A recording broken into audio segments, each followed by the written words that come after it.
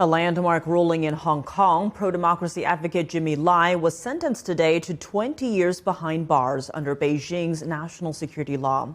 President Trump has personally asked Chinese leader Xi Jinping to consider Lai's release.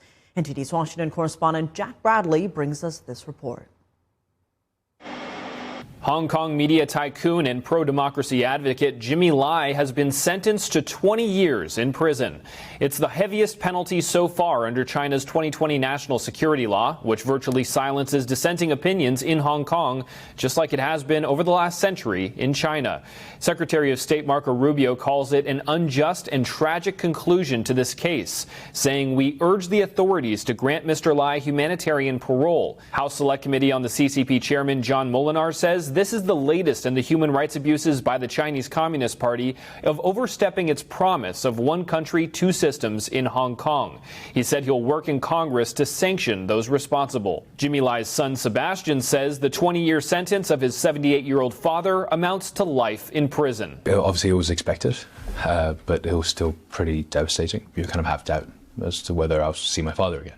Lai was convicted back in December of conspiring with others to collude with foreign forces and sedition. And at that time, President Trump said, "I feel so badly.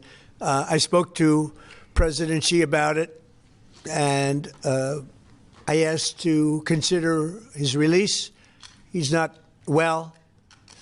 He's an older man and he's not well, so I did put that request out. We'll see what happens." Sebastian Lai says he's grateful for Trump's support for his father. The President of the United States, President Trump, which has said that he will free my father, something I've been incredibly grateful for, has given our family a lot of hope, and at this point it's about saving him. British Prime Minister Keir Starmer recently met with Chinese Communist Party leader Xi Jinping over trade talks, and Jimmy Lai is a British citizen. But Sebastian Lai says the UK needs to do more for his father and not seek to normalize relations with China. There's no normalization until my father's out. There's no closer relationship until my father's out, because if they can't even do something so simple, then what can we possibly expect from that relationship? Jimmy Lai founded the now shuttered Apple Daily newspaper, once a vocal critic of Beijing. His arrest was among the first under the national security law in 2020, and he had the opportunity to leave Hong Kong, avoid arrest, and save his fortune.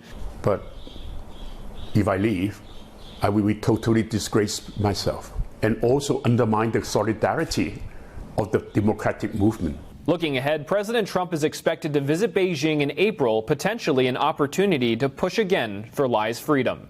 Reporting by Jack Bradley, NTD News.